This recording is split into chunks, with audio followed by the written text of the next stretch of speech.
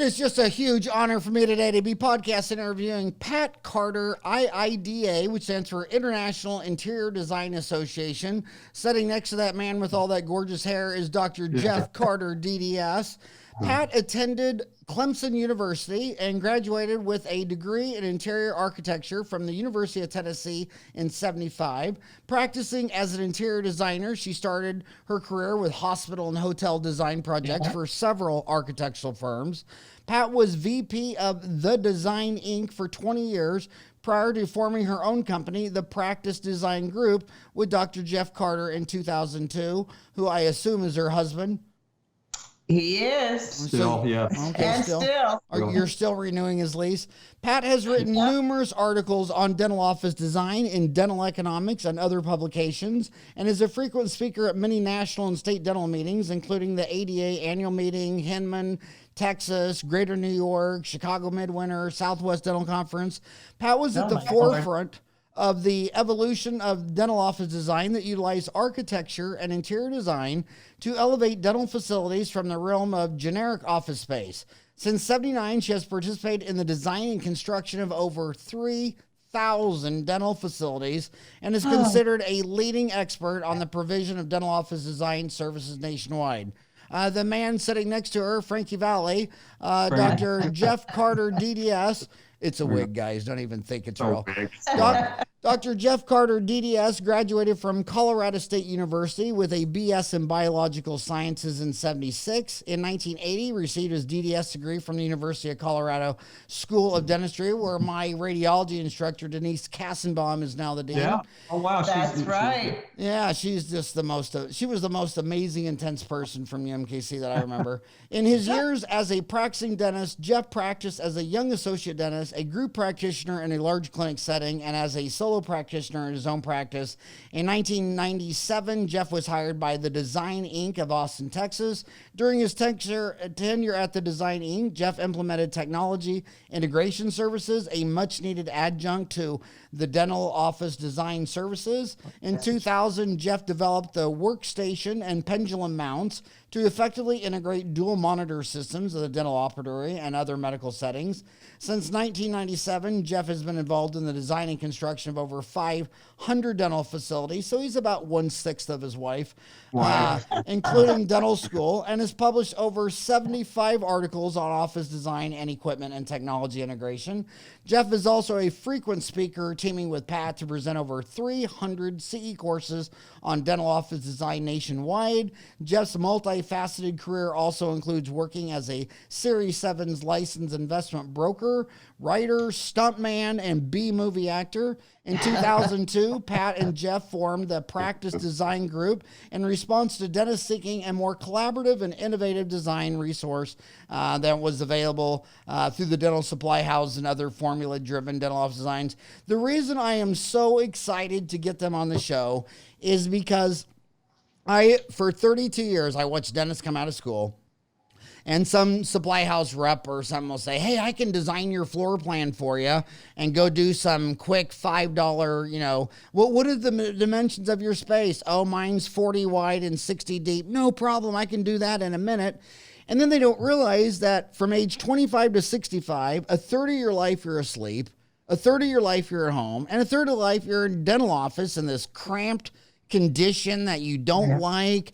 And people, and then the other thing that's just really bizarre is your dental office is a business.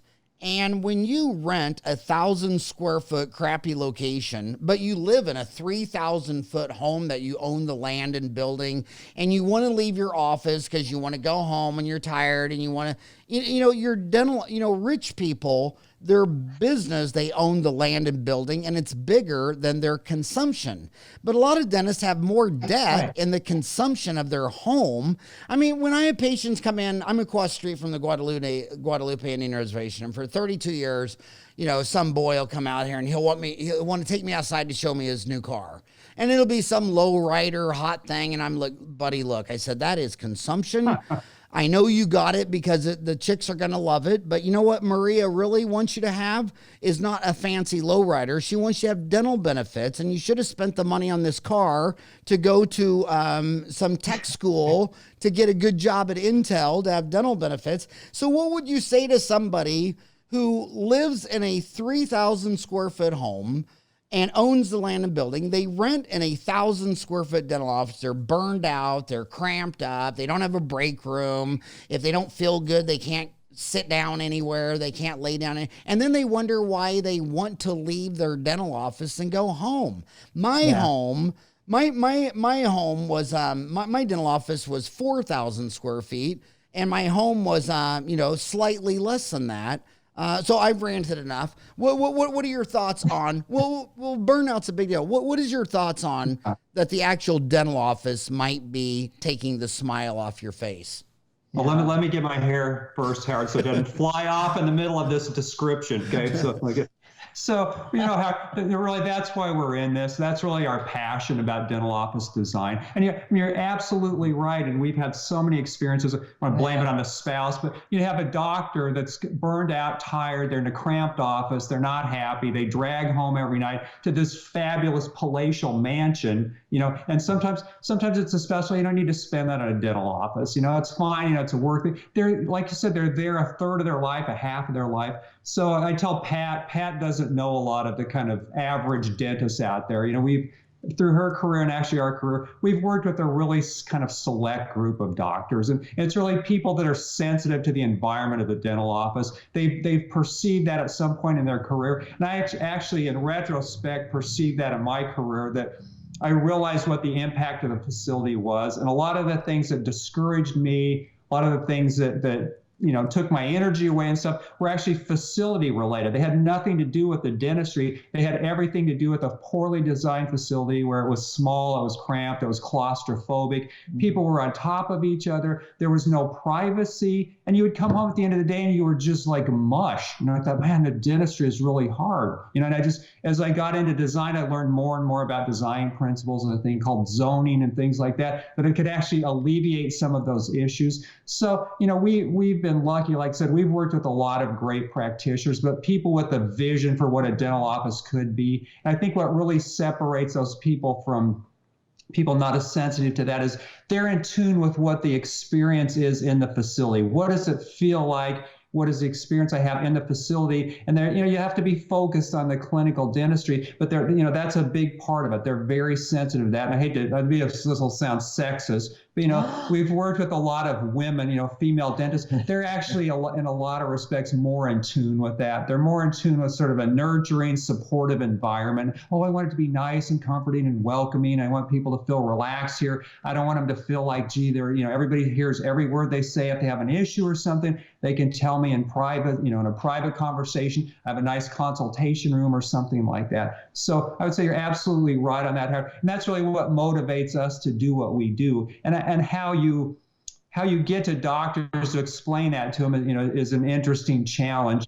And part of what prompted our podcast was with you was, Midmark, and now as we're starting for 2020, we're doing an impact design series for Midmark. It's a CE course on dental office design, but it gives us a chance to get in front of hundreds of doctors a year, hundreds of doctors, manufacturer reps, dental reps, and really just talk about the impact of the facility on their office and get people to open up. It's an interactive thing, and it's a real pleasure for us to feel like maybe we're impacting people, to give them a sense, just like you said, you can't spend a third of your life in this thing that drags you down and makes you exhausted at the end of the day. Pat, jump. I think to add to that, I think there's been a mindset for the longest time, but you're prompting a thought that I think it's changing, if not already changed, is the dentist actually believing that they deserve a good space to work in.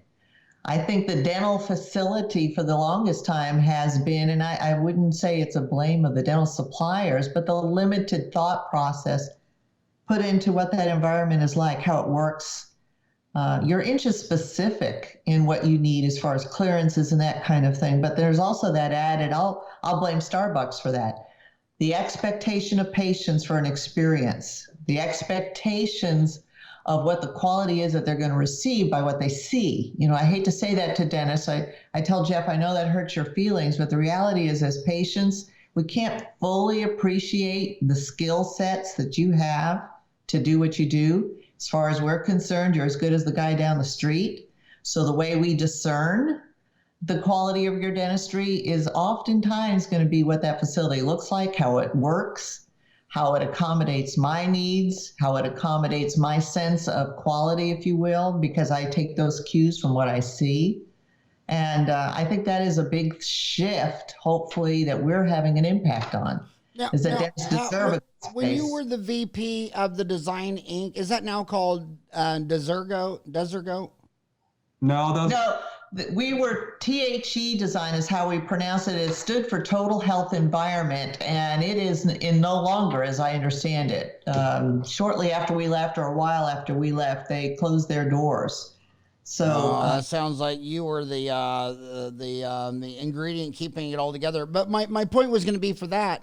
Has it, since you were with Total Health Environment a long time ago, you've been in this a long time. Is it changing?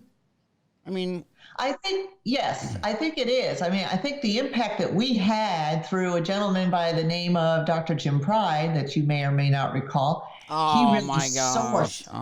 I know that guy. He sourced, I mean, the good news about him, he was kind of a love-hate gentleman out there. But one of the things that I will give him full credit for is creating for the dentist an appreciation for the ergonomics of the dental operatory. And I was trained by him. You know, this is before I married a dentist, before I knew dentistry. So you knew better. You knew better not to date a dentist. But you did it I kind of did, but I did anyway. That's a long story, Howard. But I want to go back to the comment you made about Jim Pride. Because this is Dentistry Uncensored. I don't want to talk about anything everybody agrees with. You said Jim Pride, love, hate, controversial. Why? What was controversial about Jim Pride? He was controversial because he simplified. He did two things. I think he simplified the equipment as driving the dentistry, and he expanded the view of the facility itself as accommodating equipment. And I think what was being missed there, and that's his point, and what he was looking at the time with an architect partner, he said it doesn't work. It's not the equipment failing, it's the facility that's failing. He also felt that, dare I say, the dental suppliers were driving the design, and they weren't sensitive to the fact of clearances, of ergonomics, of some of the things that we talk about fairly regularly today, and dentists appreciate today, especially those that have been practicing like yourself for many years. You understand the physical challenge of performing dentistry. And so if you have a facility that's in your way or stands in the way of you being effective and efficient, it just adds to the stress. And I call it physical stress. It adds to the stress. So I can vouch for that, Jim Pride. The first time I heard him was right when I graduated in 1987. He was lecturing here at the Arizona Dental Society. And the big hot thing was intraoral cameras. And everybody was saying you had to have an intraoral camera. And he said, you know what? He goes, when you talk to physicians, they don't talk about their equipment and their MRI and all this technology stuff. It's a relationship, and eye-to-eye contact is shaking your hand and the architecture. And then when you went out to visit him, what I couldn't figure out about Jim Pride is, I mean, he had a beautiful winery. It was like dentistry was this side gig, and winery and the whole, because wine is all about marketing. I mean, it's all about branding. But yeah, he was an amazing thinker, right up there with Omar Reed and others. But so some people, the diss towards everything Jim Pride or you guys are doing is that you can't build $1 million Taj Mahal. I mean, it's just too high overhead. You don't want a Taj Mahal.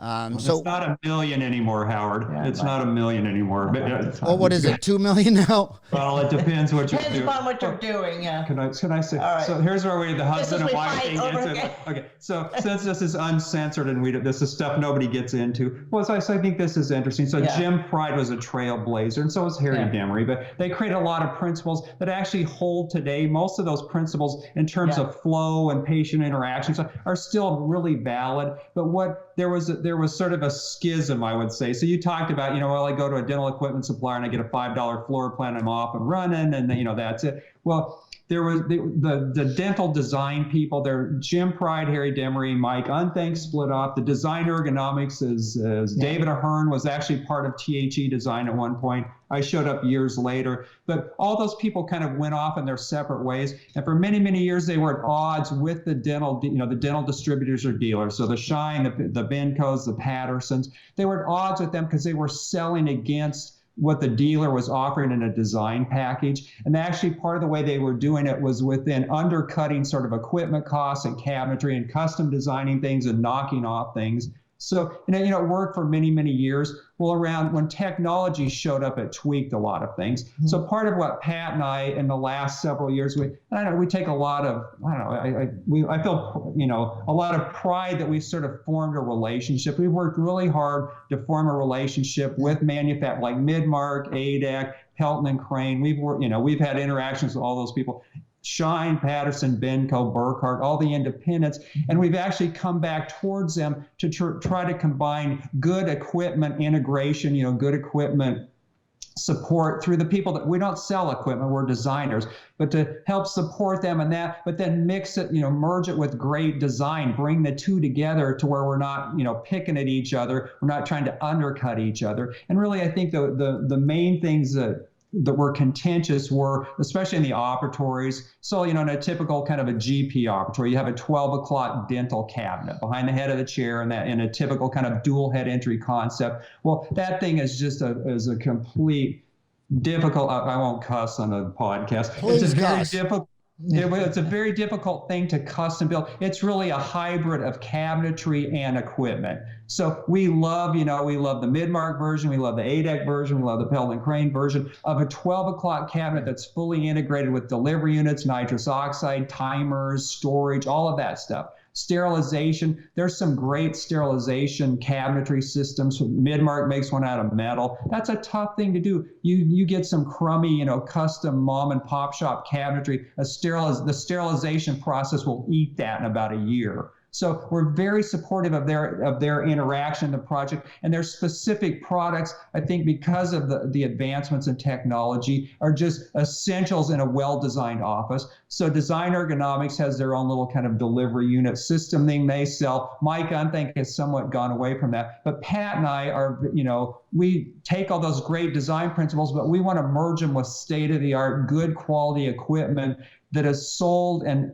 installed and serviced and maintained by our dealers, our people that know how to take care of that stuff. So I think we're actually better designers because we have a good collegial relationship with those people. We learn every time we do a course that's full of reps everywhere, doctors, we learn something every darn project from that, and the stuff evolves. I mean, the equipment evolves, and so I would say, if anything's controversial, we've kind of come back to the center with a lot of those people. And like you said, Howard, the $5 floor plan, we try to go back to, hey, you guys, just don't throw this thing in a box. Let's help the doctor. Let's consult. What are you doing with this? What is your vision for this 1,000 square foot space you're going to cram in 5 ops and everybody's going to be miserable? Let's take a step back and see how we can better assist the doctor to advance this vision. Yes. You said the three trailblazers were Jim Pratt. You said Harry Demery.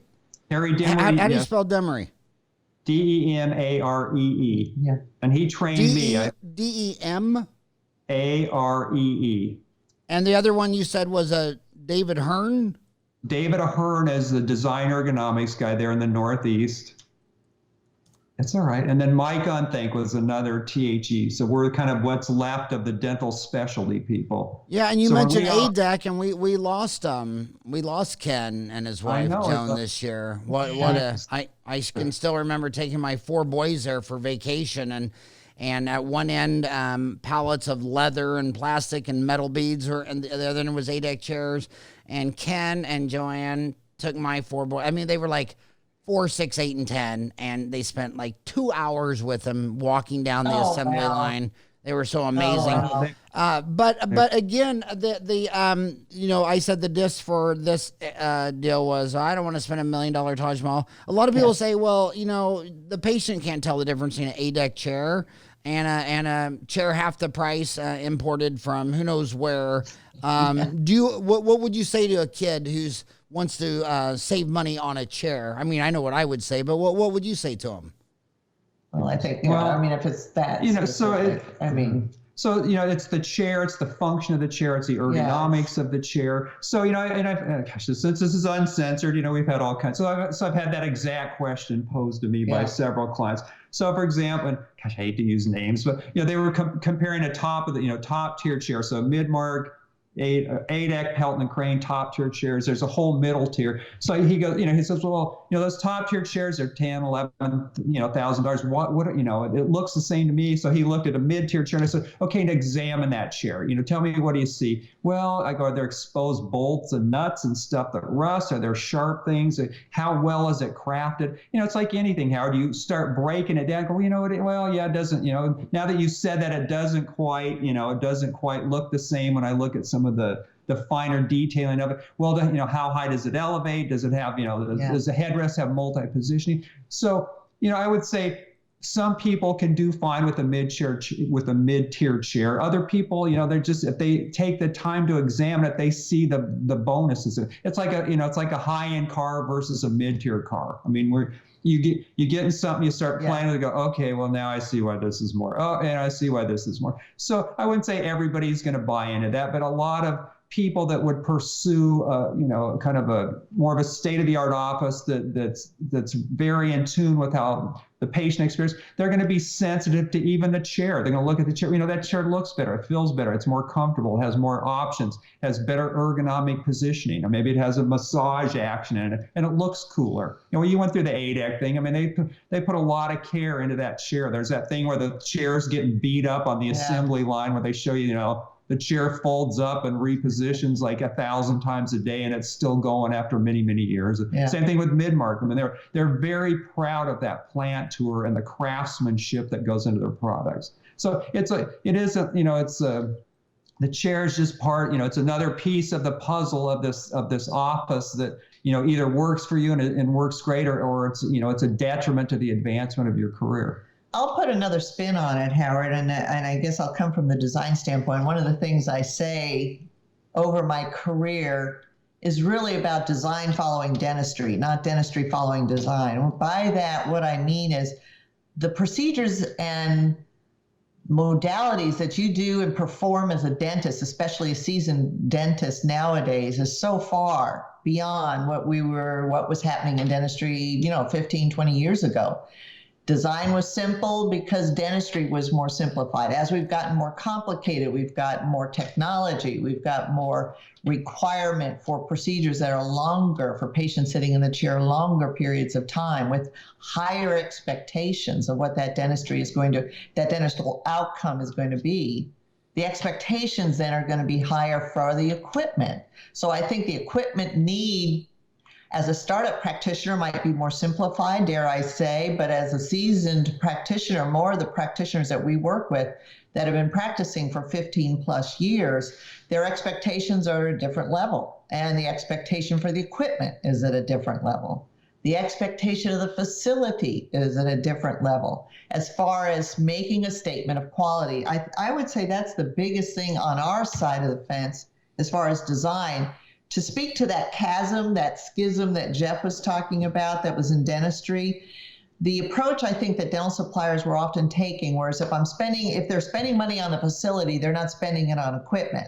And that was not the equation they were looking for. And I think that's what Jim Pride was creating out there in the shakeup about balancing equipment with the facility, that there are needs the facility had that were not being delivered to the dentist, and awakening, if you will, the marketplace to how dentists should deserve and should benefit from something that is very thoughtful and deliberate in design, on the design side, as well as the equipment side. All kinds of conversations about equipment, but no conversations about the design of the facility other than let's throw a chair in this room. So I would say over time, as dentistry has become more complicated, the expectation of equipment does, but I would also dare to say that the dental facility does as well. And I would agree with you. There's a line that you can step over If you were to say Beverly Hills, and we've had an experience in a Beverly Hills facility, expectations, how that's supposed to look there, shiny, lots of bling, and that's the expectation of that community of dentists. And so that's what design delivers. But it's very different, I think, in most other locations in the United States as far as what the facility will do to deliver to the dental expectations, to the community expectations, that kind of thing. But I think there definitely is a balance. Beyond which you don't go in design. I think there's a loss, if you will, beyond in your investment that you don't really garner from the patient's experience by spending all kinds of money beyond the need, if I can say it that way. So Howard, just look at your set. I'm staring at your set while Pat's talking. Right. So you're right behind you is barnwood. Is that barnwood, Pat? Recycled wood. Kind of a recycled wood looks. That looks like a place I'd go and have a beer and be really comfortable and relaxed. So you could be positioned in front of a stark white sheetrock wall, but see, you chose that. So you chose that, and that has an impact on us. Watching you perceive how we perceive you. So that was a conscious choice by you. I think that was a good call, for a backdrop. I just got to say one thing. You brought up Harold L. Demery, DDS. Yeah. He passed away April 28, 2009. Just an amazing man. University of Nebraska College of Dentistry, graduated in 61. I was born in 62. This guy was a while back, but an amazing. And in my class, I always say that the smartest guy in my class was Brian Newworth. I mean, he was just an amazingly brilliant man. And when I visited his office in Hickory, North Carolina, the first thing I noticed is the operatories were twice the size.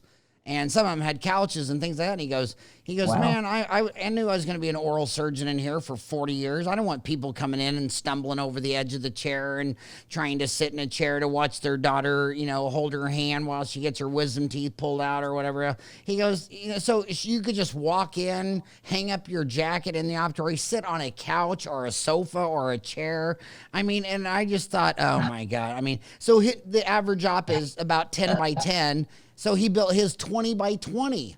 But see, he's thinking through the experience of what it's like to have your wisdom teeth removed and be accompanied by an adult. So he didn't show up with that idea. He fed that to somebody, and they designed around it. So if you have a rationale how you want to do something, design is your tool to deliver that. And if it's well grounded in sort of in clinical procedure and how we treat people, usually it turns out fine. I mean, I don't want to waste a bunch of space, but he had a specific reason for doing that. Yeah. And if that's how he practices, that supports him. That's a reflection of how he perceives, hey, patients are going to be more comfortable. I don't want like you said, I don't want them tripping over the J box at the toe of the chair at the end of the procedure, and moms, get wrapped up in an umbilical cord and can't get out of the op when it's over. I mean, it's there's a lot of that stuff. So yeah, that's a great example. So who really is your target market? Is it the young kid coming out of school that's been an associate for some dentist or worked at Aspen for 5 years and to start their own practice? Or is that really, getting to first base a second, and you're really more the person who's been around the block a few times and is ready to expand into something bigger? I would say, to that question, and Jeff can add to this, which I'm sure he will, but I would just say who we're attracting now are the practitioners that are more seasoned, that are looking for, and actually are building buildings. They're wanting to invest in that equity. You talked about that earlier on, why dentists don't own their practice, their facility, when a lot of professionals do out there. That, I think, is a shift that at least we're seeing. And we seem to attract that dentist who is wanting to no longer put out those lease payments and wants to invest and put equity into his own practice or their own practice. So that's the other side of the equation, is group practices or multiple doctors building a single facility, that kind of thing. But I will also say, and I'm going to say this to the benefit of those that have called and talked to Dr. Jeff Carter on the phone. We've had startup practitioners knowing nothing about design, knowing nothing about the process, where he'll talk to them for an hour or so on the phone, just coaching them, whether we design the office or not, which oftentimes the dollars are just not there for them to invest to the level that they will further into their career. But just the counsel that we can offer someone about how to find a space, what they're looking for in guidelines of square footage, setting up at least the tone of what they are trying to do to balance what they are otherwise requiring in equipment, obviously, to start up a practice, and then what that facility will require in square footage to accommodate that. So, I mean, what would you add to that? I would say that. And I'm sure you can add. No, we don't do a lot of startups, Howard. We have one. We actually did a startup for a guy who was in his senior year of residency, a pediatric residency in Ohio State. I thought this guy had 2 or 3 little kids, was finishing up his residency, and we were helping him design an office. He was moving to Texas. I thought, God, this guy is, got to be 10 times smarter than me to juggle all this stuff at one time. But he actually had a lot of good thoughts, and but it's a challenge for the startups because of the lending. Now, just, Howard, so I don't know, I know this is your show, but what if we did a little hypothetical? Because you said, hey, you don't need to build $1 million Taj Mahal. How about if you give us an operatory vision? So you said you were maybe in 4,000 square feet. Let's say you're I don't know how old you are now. Let's say you're 35, you're going to do your ultimate office, dental office, and you've come to us and you're asking for advice. Just give us some like a hypothetical, and start with how many ops you want.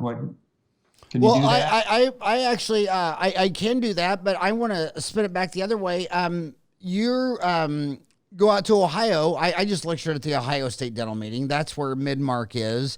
John Q. Bauman is there. You do a really great. If you go to their website, and again, this is not a commercial. John Q. Bauman, I've asked him to be on the show for years. I don't even think he knows. I haven't got a return email, so this is definitely not a commercial, but he has a deal called the Midmark Dental Design Center Impact Design. And so my question is, you're a big hit out there. Who is showing up for these design seminars, and what are they asking? So that's good. That's a way to flip it back on it. They're coming from everywhere. They're coming from everywhere, all over the country. So. And even out of the country, we've had some. What I like about Ohio is, a lot of times, like I'm lecturing in Israel next week. When you go lecture in a lot of countries, they think that New York City and Beverly Hills and Key Biscayne, those are for rich people. But they know Ohio is just country, Kansas in the middle. So, things can work in Beverly Hills, Key Biscayne, and Manhattan that do not work in Dayton, Ohio. Yeah. So when I see a bunch of, and especially international folks, when they see something working in the heartland, they know they got a better shot at it in Cambodia and Vietnam and Indonesia than Beverly Hills 9110, where your hair belongs. And I'm hoping this is going to hold through the rest of this. It could blow at any time, Howard. So who are these people coming at? First of all, how many shows do you do a year at Midmark? Well, so we've been averaging anywhere from 10 to 12. And how many people show up? Well, so it's a mix of doctors and reps, and so that we just did 2. We had, I think, 45 and 50. We had one in Las Vegas. Seems to bring out people's interest. We had one in Bellagio. What's about Las Vegas? Which really, sparks dental office design interest. And then one in actually Newport, Rhode Island, would be great. So, but it's an interesting process, Howard. So they're doctors that are interested in design, but they're brought there by their dealers. So some are Shine Presentation, some are Patterson, some of the independents, and then they're working in partnership with Midmark reps. But we've done this for 7 or 8 years. We have a reputation as we can help doctors that are stuck. So doctors are pursuing a new office, but the dealer perception is they're stuck. So maybe the dealer, maybe Henry Schein has done 15 floor plans and they can't get off, they can't get past there. And I don't know. I don't know what, I look at the plan. I don't think that's going to work. I'm not sure that's what they want. I'm not sure that's what I want. So they come to the course. Well, the course is very interactive. So we'll bring, kind of like you try to do on this or are doing on this, we'll bring stuff out of doctors in a group setting where they'll express their frustration. We had a guy, my current office, he goes, I have my favorite, one of my offices right by the front desk. Yeah. And he goes, so I don't want to go back by the front desk because Mrs. Smith is checking out and I just had kind of a tough go around in the op with her. I don't want to run into her. So he'll go hide in the bathroom next to the front desk and wait for her to leave the front desk before he goes in the op that's right next to the front desk that he hates. So he'll waste, 5, 10 minutes, 20 minutes a day hiding in the bathroom by the front desk so the people at the front desk check out and get out of there so he doesn't have to run into him again. I mean, what's that in money? And the guy, this was like a 45-year-old, very successful guy, admitted in a group of like 40 people that he was hiding in one of the bathrooms to dodge people at the front desk. We also have young people that are coming that are just getting ready, or they know in a year or two that they want to start a project, but they don't know anything about design. They don't know anything about the construction process. And so they come to the course to learn more about that, just to kind of get a handle on what it is they're about to venture into. Some of them are coming as associates. Some of them are coming having been an associate and now ready to start their own practice. So, we cover a range of individuals that come to that course. And usually they're, I can spot kind of a designy doctor, within a sentence or two. They ask stuff like, well, I was envisioning this, kind of warm and inviting, but I need some privacy. But, where I have now has no natural light. I need more light. I just feel like it's claustrophobic. They don't go, how much does this cost? What do you guys charge to design an office? They have a whole vision thing. And it's not everybody, but it is a significant, number of doctors have that sort of sensibility. So I would say it's driven by dealers that are out there, the equipment specialists, what do they call them, the field sales consultants, those kinds of people. Oh, a doctor's doing a new office. They start the normal process with the dealer, but then they get stuck, or it's more complicated than the typical project. Then the dental supplier. Right. So they come, a lot of them are ground up. Some are remodels get really tough. There's a lot of remodels where you're in the office and you add additional space. You don't add any space, but you tear up the office while you're in there trying to practice. Those are very difficult. Those are very complicated, very difficult. There's a thing called phasing, how you kind of work through things like that. But one of the things we feel that we like to be able to do is, we do a handful of projects every year, maybe 10 to 15, but there's so many doctors out there, for example, pursuing things that they're actually never going to pull off because the parameters are so far off. So you'll have people looking at property, thinking, so maybe their vision, I want to build a ground up 10 operatory office. So, and they're pursuing a lot that's maybe less than half an acre. They think they're going to spend $1 million. They have no chance of pulling that off, but nobody will tell them that because they don't want to discourage. And they may talk to a contractor. Oh yeah, we could probably do it. Show me some plans someday when you get there. They may have a commercial broker selling them a piece of property with big setbacks, a utility easement running across it, and not enough space to site this building, but they don't know. They don't know the specifics of dental. So we like to head off things where we think there's just no way, whatever vision you have is not going to fit on this piece of property, and it's not going to fit within the budget that you have. So that's why I was saying, just hypothetically, there's rules of thumb where we can coach people in a few minutes if we have project specifics, and at least give them a fighting chance of, pulling off whatever it is they're envisioning, and not spending years to get to the end of the road and find out, oh my God, I just spent $100,000 on design and my building won't fit on this piece of property that I bought 5 years ago. I should have done some due diligence. I should have had somebody with dental specialty design expertise look at that site plan, lay out a building, lay out parking, show me access from the street, all of those kinds of things. So is that making any sense, Howard? The biggest thing is giving them tools to assess the best project for themselves. And the reality is many of them don't have familiarity with, why would they? They haven't built an office ever, or they haven't built an office in many years.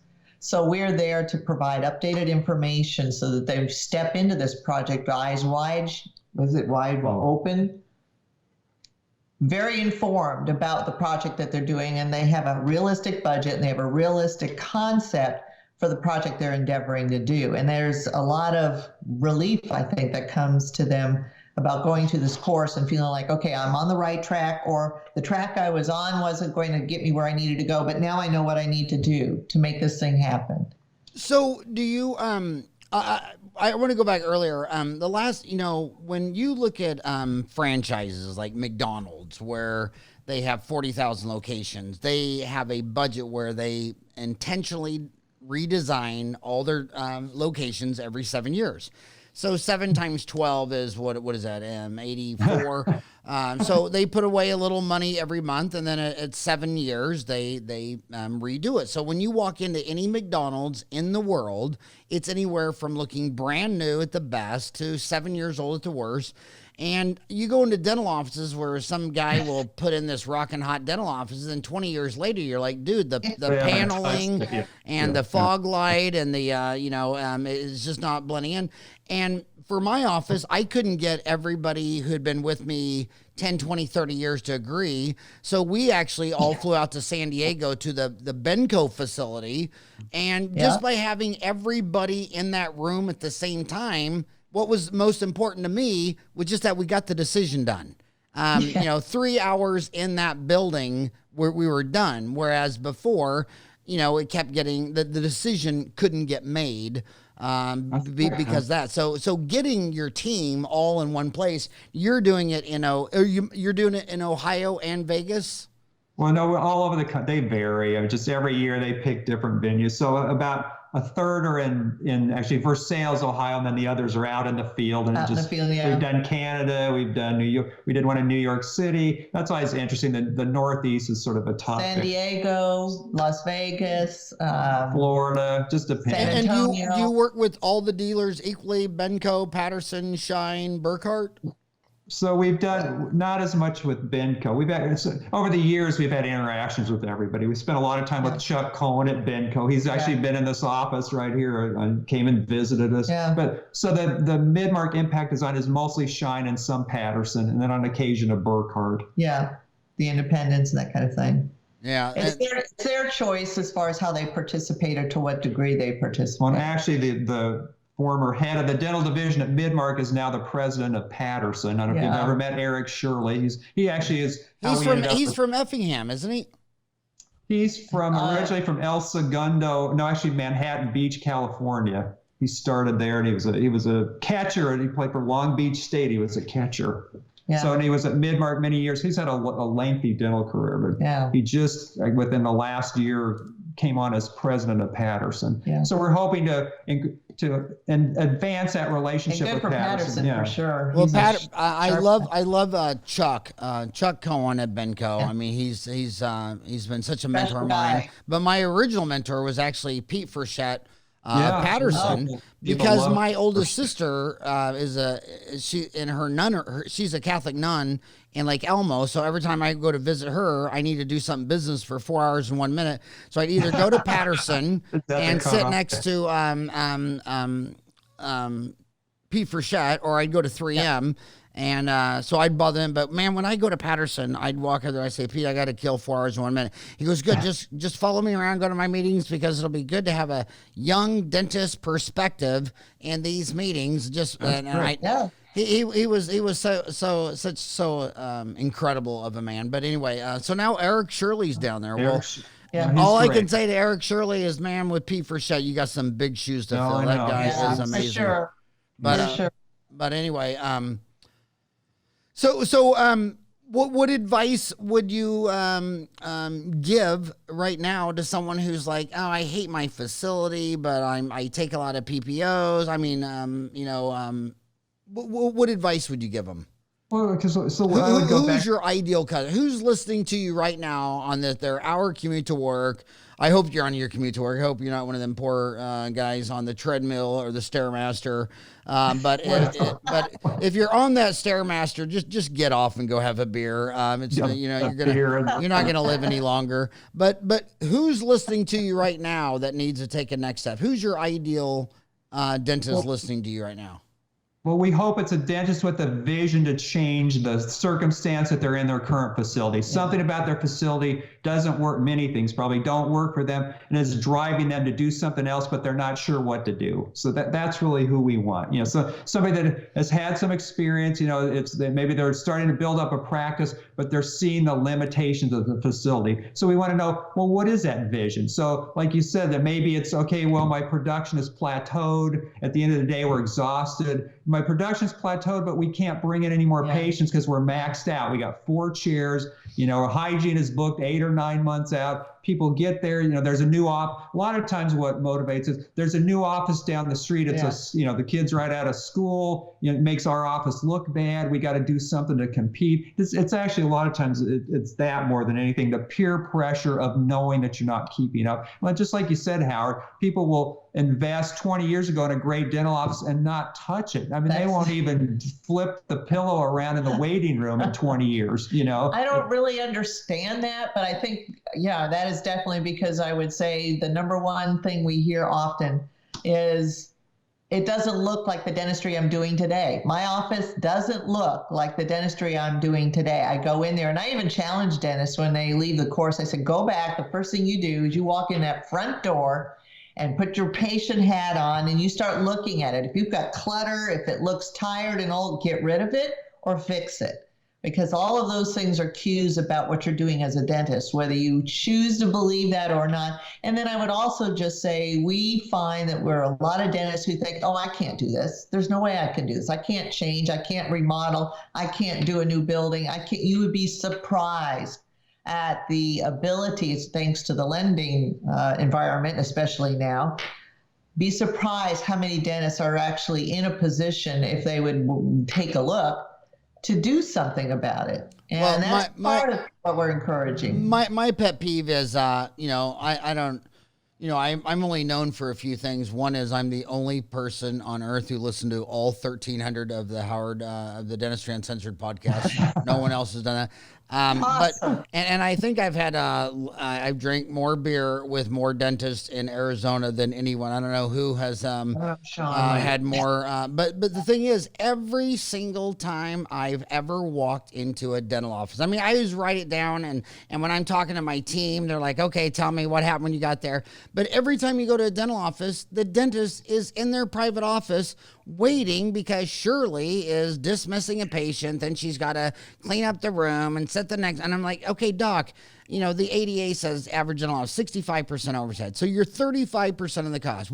You're 1/3 of the cost. What are you doing? I'm waiting on a chair. Well, after you 35%, labor's 20 to 25, labs 8 to 10, supplies 4 to 6.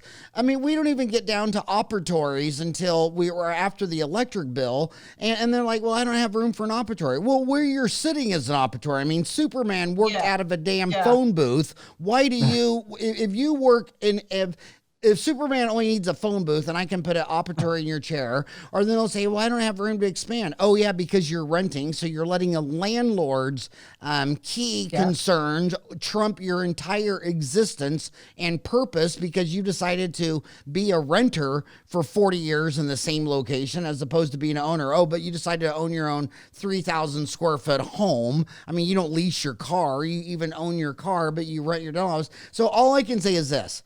When I look at the income that people make, a lot of people shortchange the specialists, and they say, oh, well, oral surgeons and endodontists, they get more money for their procedure. It's multivariate. But when we look at the fact that oral surgeons make the most money at $448, periodontists next at $330, endodontists next at $307, the one thing the specialists all have in common is about 80% of their referrals comes from about 5 offices, and 20% of the referrals come from about another 20 offices. And when their 1 or 5 referrals calls up and says, hey, dude, I got a patient with a toothache, can you squeeze them in? That endodontist is not going to say no, because they don't want you to find another endodontist, because he knows you don't do any molar endos and they're $1,000 a piece. So every endodontist, periodontist, oral surgeon I know, they all have 1 or 2 extra operatories that are never scheduled. And then you go into any dental office and you say, well, what is your big problem on income? Well, I've plateaued. I've been collecting the same amount of money every month for the last 10 years. Yeah, that's because if I call your office right now and say, hey, I broke my tooth, can I come in? The first thing you do is start looking for a chair. Your constraint is a stupid chair. And the specialist, that's not the constraint. The constraint is when can you come down here to catch the fish? I might not do the root canal now, but I'll give you some antibiotics or get you out of pain or give you Vicodin or just straight heroin or whatever it is you need. And then every dental office, the dentist is sitting in their operatory all day long waiting on a chair. The receptionist can't get anybody to come in right now. When people come in to us and say, I got a toothache. Well, we're at the corner of 48th and Elliott right next to Safeway. When can you be here?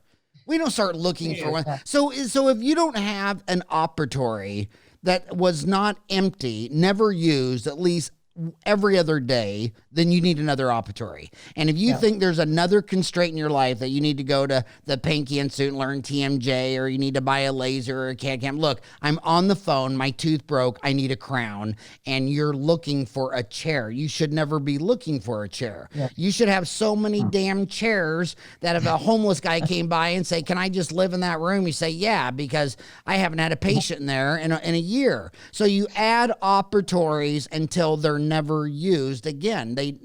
That's my rant. So my whole deal is I don't care what the design is. I just want to come sit in a chair. I don't care if it's a lawn chair and you're holding a lava lamp. I need a chair.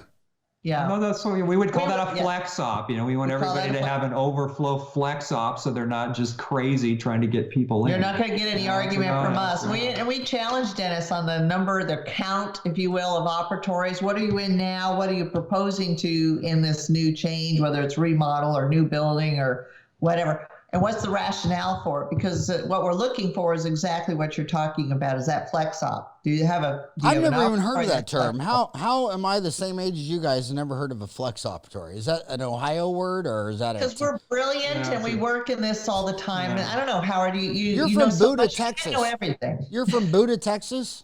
Yes, of all places, just outside of Austin. Does that give us a little weight right there? Well, four out of 5 of my grandchildren live in Beeville, Texas. Beeville? Where is that? Beeville, it's down by Refugio, Texas, by Corpus Christi. Yeah. Okay, we know where that is. That's 3 hours from here that way. 3 hours.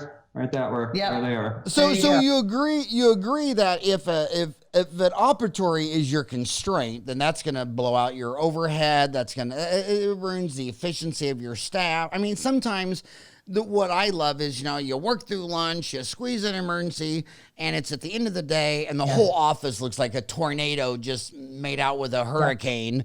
And I can go home. Everybody was seen. I mean, I know. I assume the dental assistants were there till midnight. You're exhausted. We got everything done. So if someone goes to, again, I was super impressed by the website, Midmark.com, Dental Design Center, Impact Design. They have Design Center. They have architectural resources, design tools, impact design seminar.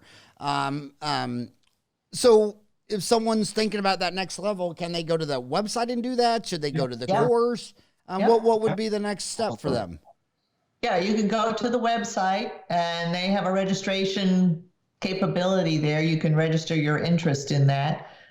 You can talk to your dental supply partner, assuming that you've got a partnership with a dental supplier, and just say, hey, I want to do this course. Tell me how I need to get registered. So first you were saying it was their dealer. Now you're saying it's their dental supply rep. That's dealer. Well, dealer, supplier. The same thing. Shine, Patterson, Benco, Burkhardt, all those. You mean not the dealer from college, the new dental? Not the Las Vegas one. Not that. Well, you know what I wish you guys would do is we put up 400 1-hour online CE courses in Dental Town, and they've been viewed 1 million times. I wish you would make an online CE course for Dental Town, because it's kind of a if they saw you for an hour and met you and got your chemistry and all that, that would make it easier to make the next move of going to Ohio or Las Vegas. It kind of deconstructs the sales process, because I really wanted to make a good decision. And my main purpose is that, and this is another bias I've seen. So my entire life, whatever a dentist designs, 5 years later, they all regret it not being bigger. I've never heard anyone say 5 years later, I wish I would have made it smaller. They always say, God, instead of 4 ops, I wish I'd gone 6. 6 says 8. 8 says 12. Is that, I want them to make good, high quality decisions. What percent of dentists do you think at 60 months after a new office regret that it's too small? Well, of course we've coached them into not the putting ones themselves you in that coach, but the ones situation. that come in well, anyway, just the industry in general. I would say typically ours don't, but part of it, Howard, is you give it your best shot. So 5 years ago, you give it your best shot, number of ops, size of the facility, and they're all budget driven. At some point, a number is going to determine a lot of what you can do. So we actually just had some guys in Abilene, three doctors. They slapped on an additional 4 ops, and we went from 14 to 18 because they started thinking, gosh, you're going to get in there, we're going to be completely maxed out in like a year. So they had enough foresight, and they're also, because there's 3 of them, they could afford the budget leap going from 14 to 18. But I would say we've never specifically gotten that feedback. And anybody that was highly concerned, this is a big. So here's a typical scenario. So it's a single doctor. They want to build 8 ops. They don't have an associate or a partner, but they have they have a growing practice. They have visions of bringing them on, with them, and they're. And it's a struggle for like a single doctor, for example, to build an 8-op ground up building. So maybe they'll complete 4 or 5 ops. They'll dry box the other 3. They won't complete part of the inside, and they'll get all that up and running. And then in 2 or 3 years, they may bring on an associate that may go great and turn into a partner. Then all of a sudden, they may max out that 8-op facility. So we have conversations about that. So if somebody's highly concerned, that goes back to picking the piece of property. So let's say the original office, okay, I'm shooting for 8 ops, but who knows, I'm in my 30s.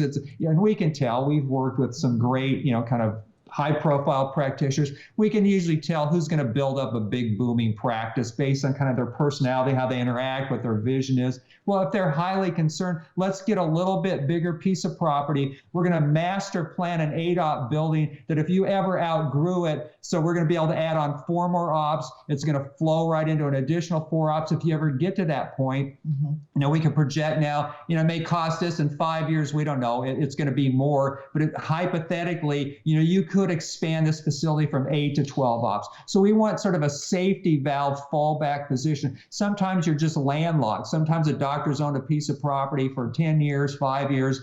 Doesn't matter what we do, we're not going to ever get more than a 3,000 square foot building on there. And we got to know that, okay, 3,000 square feet, maybe we can get a good 6 or 7 op office. You're never going to go past. Are you going to, is that going to work for you for the rest of your career? And sometimes people have actually sold land and moved somewhere else. But that is a good point. You've got to, what are you envisioning now? But what is your ultimate vision in the future? And many doctors, it's a single doctor. I'd love to have 2 or 3 associates that turn into partners, where I'm spending a portion of my time managing this practice, or maybe I want to spin off another practice. Or I don't want a partner at all. Yeah. I want Lone Ranger. It's not who I am. Yeah. I don't want to be on roller skates. Tell the truth about who you are as a dentist, and I think that is a lot of, back to your question earlier on, knowing who you are as a dentist, telling yourself the truth, and then telling the designer, here's who I am as a dentist. This is how I like to practice. This is where I want to take my career. I need a facility that supports me in that way. You talked about that oral surgeon. There was a reason why, what he knew, what he wanted as an oral surgeon, what he wanted to provide his patients. There was a rationale. Design should have a rationale, and it should be backed by hopefully some level of experience and some level of truth-telling, I call it, as a dentist. Who are you? We have no judgment here about who you need to be. There are dentists, sometimes I think it's unfortunate, that feel like they have to have a certain number of ops, or somehow they haven't accomplished what they need to accomplish, or I have to be a part of a group, or I should be doing this, or I should be doing that as a dentist. Why? If you're really good and this is who you are and you can provide that service to patients beyond anybody else in the area, I think that's the way. Well said. Just always be true to yourself. There's 8 billion people on earth. You weren't born to live someone else's life. And to say that when people always say, describe the average dentist. Well, you can't describe the average dentist. Hell, yesterday I was at my neighbor's house. He has a full-grown Rottweiler, and it's afraid of the cat. I mean, whoever, I mean, no one would ever say a Rottweiler is afraid of a cat. I mean, my gosh, everyone's different. Just be true to yourself. But I do got two more specifics, because I can't believe we already went over an hour. But two other questions. What would you say to somebody who says, you know, the only thing I'm really interested in is I want to fix this up for when I sell my practice someday. And another people are saying, well, you know, now that DSOs have, through mergers and acquisitions, have snapped up about 12% of the dental office. The data I see on supplies, DSOs are buying about 18% of supplies at 12% of the locations. A lot of people are hearing things that DSOs aren't interested in. You know, they got to be at least a certain size for their business model. So two questions at you. What would help me fix up my office so I can sell it someday? And number two, what do I have to make in size and number of ops so that I have a liquidity play with DSOs? Do you want? So okay. Well, there's a couple of answers. Well, I'll take the first one about, you know, we'd call, you know, spiffing up your office so you can sell it or create some kind of transition strategy. So it's like you said earlier, Howard, we see doctors will come to us. They've been in their office 20, 30 years. You know, it looks like it's from the 70s or the 80s, wood paneling, horrible, you know, old, outdated. Well, no, really old, outdated equipment. You know, no ergonomics. Don't start making fun of the Brady Bunch scene. No, it's what they see on Home and Garden Television. They redid the Brady Bunch house, and he watched it. Somehow that took like 12 episodes. I was in the kitchen. Yeah. He watched it. Okay. So, you know, you have to do, okay, who are you going to sell it to? So somebody right out of school is going to walk in there. There's no way in the world they can ever envision themselves in that space. I'm not going to spend 8 hours, 40 hours a week in this space. So you have to try to create something that has some appeal to obviously the new end user, the person you're going to sell or transition to. So that could look a lot of different ways. Sometimes, it's equipment. Sometimes you've got to update the equipment and you just have old, outdated stuff. What's interesting is, if you get into delivery units and stuff like that, but the ergonomics of how people are trained in dental school now. So almost all dental schools have what they call kind of split delivery, where the doctor's module is in front of you. I don't know what you got, Howard. It could be on a cart, could be on a swing arm that attaches to the chair. Well, back in the 70s and 80s, we did a lot of what they call dual function rear delivery, where the doctor's handpieces and the assistant's module were directly behind you. And some of the even older units, they're 100% fixed. You can't move them around. Well, they're just next to impossible. If you're not used to working in that, it's really difficult for you to adapt to that. So one is look at the equipment. Do I have any technology? Do I have any kind of technology overlay over an office that was probably designed 20 or 30 years ago? So there has to be some level of technology, because people right out of school are very tech savvy. Sometimes it translates, you got to have a few monitors and a couple of computers laying around doing something to entice somebody. And then what does it look like? Like you said, in retail, every 7 years, McDonald's, they spiff up something that can be finishes, paint, new stuff on the exterior. You've got to spiff up the finishes. It can't be so dated looking that it just looks like you're moving in with your grandparents, So you have to take it to a level, and it can be budget driven. You can back into it. So I'm a doctor who say, okay, I want to transition. I want to sell this in the next 5 years, and I'm willing to spend $100,000. I'm willing to spend $200,000. I'm willing to spend $30,000. Get realistic for what budget makes sense for you, and then you can back into what's possible at that. You don't need somebody telling you, oh, you need to do this and spend $500,000 or you'll never sell it. No, you have every right to make a budget determination what makes sense to you to invest in that. So I would just say you've got to be sensitive. And most, older dentists have children or, nieces or nephews. They understand kind of what, a younger person is attracted to experience-wise in a space, and try to translate that back to your office and at least bring it up to a level where they can get in there, feel somewhat comfortable, and then they can make it their own. And a year or two after, they can make it their own. They can invest their own money in it. But you got to have the bones or the core of a decent, functioning office that can be developed over time. So you got to bring it back. Do you mostly do family practice general dental offices, or do you do any of the specialists? We do. You do everything.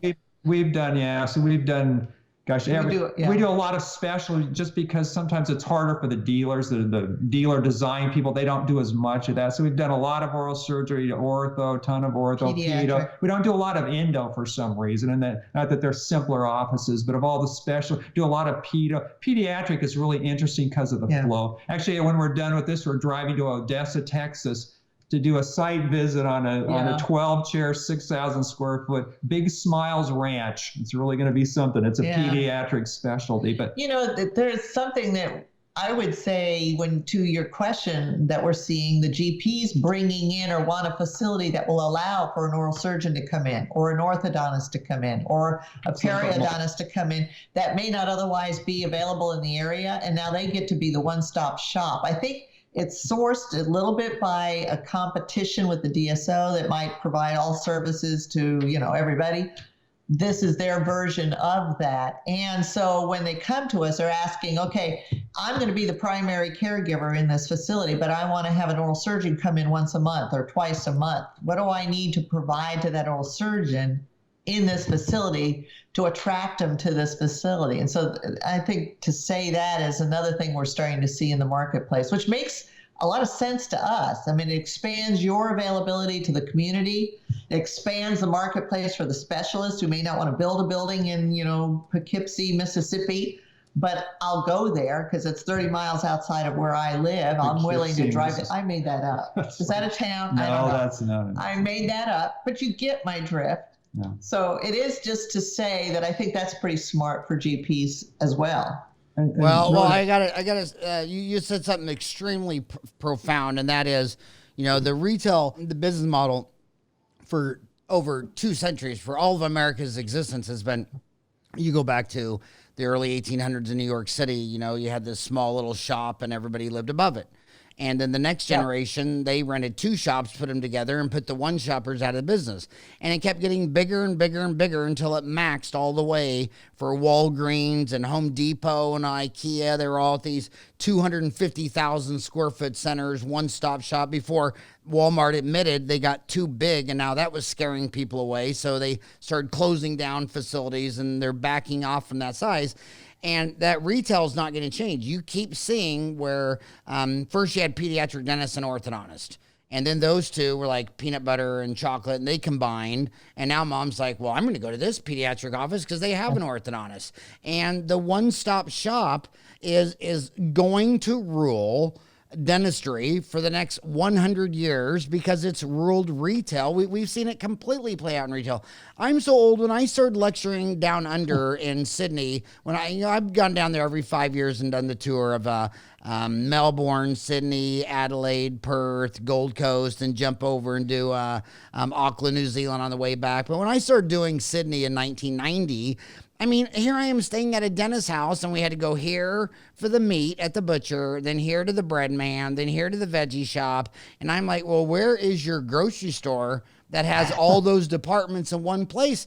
And at that time, they didn't even have hygienist or hygiene school. So you could literally go back in time. When I went down there in 1990, you were going back in time in retail. Now it's all caught up, and hell, they have 2 publicly traded DSOs that America doesn't have. But the bottom line is, Mom, and when I asked the dentist, are you focused on the dentist? Is this all about you? Are you dentist centric? Are you customer patient centric? Oh, I'm definitely patient centric. Oh, really? So your hours are Monday through Thursday, 8 to 5, when the Federal Reserve has 3,200 full-time PhD economists, and they say 1/3 of America cannot see a healthcare provider Monday through Friday, 8 to 5. So by intentional design, you just told 1/3 of America you're not even interested. When you have a question, you always have to refer them to another office. So, these DSOs, love them or hate them, if they get the retail right, if they get the one-stop shop right.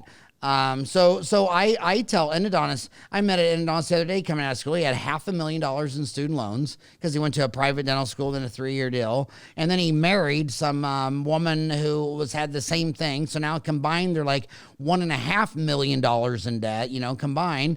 And I said, well, why are you going to go buy land and building and start up an endodontist? Why don't you go find the 5 biggest practices in town and go do all their endo and split it 50-50. You have no overhead, no, you know, I mean, all that. So when you're talking about this flex off, I do see the future being a specialty operatory where specialists rotate through to provide one-stop shop. Do you agree with that? Yeah, that's exactly what we're saying. But I'm going to just add, this has been burning in me since we started talking about the op and adding the op. And one of the things I say, and I mean this very sincerely, the way dental offices have failed as a facility is the notion that I can just give up my doctor's office, put in a chair, give up my staff lounge, put in a chair, and all of that works on the production side. But what was not happening was any consideration of what was happening in the waiting area, the front desk area. And then you started hearing all these upsets about the bottleneck at the front desk. So I have more patients coming in because I've got more chairs and more availability, but I didn't accommodate that increase in production in the front areas of the office. So what we try to impress upon dentists and design is don't build such that the production can increase without understanding it's going to have an impact on the front part of the office. So to your point, it is to say bringing in the endodontist, bringing in the periodontist, the oral surgeon, whomever, they have some uniquenesses even on the transaction side, consultation rooms or exam with consultation that they may benefit from. And so what are those other aspects besides not count of chairs that will facilitate that ability to bring in those kinds of patients on those days, or even expand your hours in the facility so that you can allow for that as well. So I think feel so much better. I think the break room was so important. It's just, you know, you gotta, and our office does something really neat. They play this game where they name food or something. Like I'll go in there and I'll be eating a ham sandwich that said Karen on it. I don't, you know, it's just a game they play. One last trick question before you go. When I got out of school in '87, the biggest guru in practice management was Omar Reed and Jim Pride, who you mentioned earlier. But Omar Reed used to always talk about front desklessness. He wanted a front desklessness. And you just said bottleneck at the front. So I know Omar, I can hear his words 30 years ago saying, well, you shouldn't even have a front desk. So what would you say to someone who said, hey, what do you think about front desklessness? So we lived through that time, and we would get people, you know, doctor after doctor, trying to get rid of the front desk. And then we would talk through the rationale. Okay, so how are we going to replace the front desk? Well, we're going to do everything in the operatories. Okay, we're going to have credit card swipers in the ops attached to the chair, and you go, you know, and so it always broke down in conversation. We probably 15, 20 times based on Omar Reed saying that, had doctors that went into design, and we started with no front desk, and slowly over time we just put it all back in. We just went right back to the same kind of design principles. You know, and even today, Howard just said, well, they're, you know, the hygienists, they can reappoint in their own rooms. They never do it. You know, well, it's, you know, they actually need to get out of there, so we have a hygiene assistant wants to break down the room, clean it, get another patient in there. It's more efficient if the hygienist goes to a hygiene support niche and reappoints that patient versus maybe going to the front desk. So you can turn over the room. But so it's all part of the experience. But no, we feel actually even more strongly about the front desk over time, even with all the technology. We're still, I think the only thing that's maybe changed over time is we partition sort of checkout areas so there's more privacy. So we would say in today's sort of environment, you can't introduce too much privacy. You know, back in maybe the 70s and the 80s, everything was open. Hey, you know, let's wear jeans, and everybody hears everything. Everybody else, jeans with bell bottoms. Everybody hears everything. Everybody says, well, you know, people are just much more sensitive now, and they expect some level of privacy. But all of that lasted for a while. It never took hold, I would guess. Part of that is, you know, like I said, design follows dentistry. Dentistry procedures are much more expansive. It's not $10 at the front desk that I write a check for. I'm writing much bigger checks. I'm investing much more dollar-wise. I need to have a lot more education, understanding of what you're doing, because I've never had a root canal. I don't know I don't know about veneers. I need to understand more about that. My gosh, if I'm going to spend $25,000, I need an education experience. I need to be able to do it in private. I need to tell you why I'm afraid, whether I can afford it or not, et cetera, et cetera. So if we want to have our patients commit to their dental health, which we do, and we have all these things that we can do beyond what we used to be able to do 15, 20 years ago, and it'll be a pleasing outcome without a lot of pain, we need a facility that will accommodate those adjustments, if you will. And I just emphasize the front area of the office helps feed production of those operatories. So the operatories are a turnover, if I can say it. I don't mean like a McDonald's hamburger, but there's a turnover ratio that we want to see happening in those operatories. And we don't want to have patients sitting there occupying a chair through a transaction process or through a lengthy education process or a lengthy diagnostic process. There might be other spaces that can prove more beneficial to you. What are those? And so I think what I hope you're hearing in this, it takes a lot of discussion with any practitioner. What is it that you do? How do you bring patients in? What are you providing in service? What do you wish you were providing in service to those patients? And let's create a facility that's going to do that for you. And it's not about spending money on Taj Mahal things. It's about function, and it's about delivering to the production or to the procedures and to the community that you're trying to serve. So I know there's 100 ways to do everything, and but you've done, 3,000 offices. A big question is, should you have a treatment plan presentation room, or should you just do it in the operatory where you have the radiographs pulled up and all the stuff? What would you say, all your experience doing this for 3,000 offices, do they need a treatment plan presentation room, or is that just as easily done chairside? Well, the answer is yes and yes. So there's going to be, obviously, when we say we definitely recommend a consultation room of some sort or treatment presentation room, and then we have a conversation about what do you need in a treatment presentation room, how many people would be at any one time in that treatment presentation room, and we would design it as such. But when we say that, oftentimes dentists will go, well, I present treatment in the operatory. Of course you do. That's where the opportunity presents itself. Obviously, we're not eliminating that as anything that would go away because we have a consultation room. But I want my teeth straightened. I want my teeth white. I have things that are beyond a conversation that I might have in my hygiene appointment today. And I'm really serious about that. What's going to be involved with that? You need to educate me. I need to understand how I'm going to pay for it, but I want to have it done. And those are the situations where we say treatment opportunities that are more expansive can be presented very well in a treatment space that's planned that way. The other thing that we're seeing in GP practices is that room being used as an intake area. I'm a new patient. My best friend Veronica says, I need to go see Howard, and here I am. I'm your new patient, and I've had some kind of history that you know nothing about, but you can take me into that treatment area, introduce yourself. It could be the financial coordinator that does this or treatment coordinator that does this, just to explain this is what we're committing to here in this practice to you as a patient. What are your goals? What do you want to accomplish? What are things that maybe you've wanted to do that you haven't had the interest in or the opportunity to do? Let us see what we can do to facilitate those in your endeavor. And a treatment presentation room can do that really well. I got one quick idea. So Howard, so your highest producing per hour specialist is an oral surgeon, correct? Yes. So all oral surgeons have consult rooms. They have exam consult rooms. They have a consult room with a dental chair in it. They would never bring somebody into their main surgical op and explain to them what an implant is or what, extraction of 4 wisdom teeth. So many GPs can take that as an example. You're going to present complex, high costly treatment. It's tough to do it in an operatory. It's much better in a consultation room in a different setting.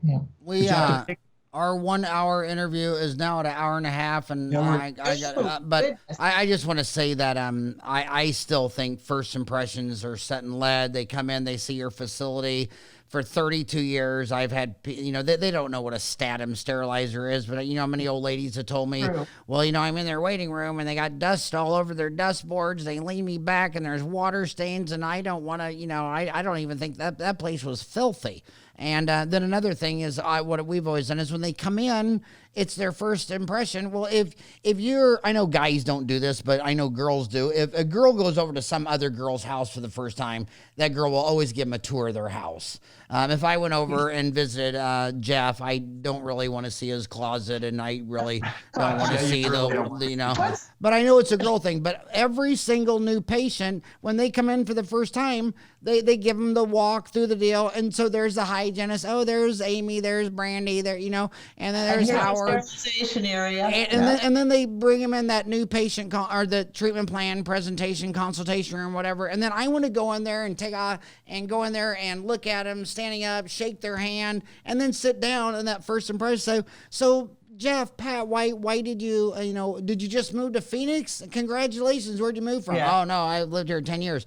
So you haven't been to the dentist for 10 years, or is that anxiety? No, I'm changing. And you get that initial, relationship, and it's all about trust, because if I tell you need 4 MODO, they don't know if you need what a MODO, they don't know any of this stuff. They have to see a team, a facility, and I also like name badges that say how long you've been here, because when they see that the lady who shook their hand first, Dawn, has been at the front desk for 2 decades, and everybody's been there a decade plus, then they start seeing trust.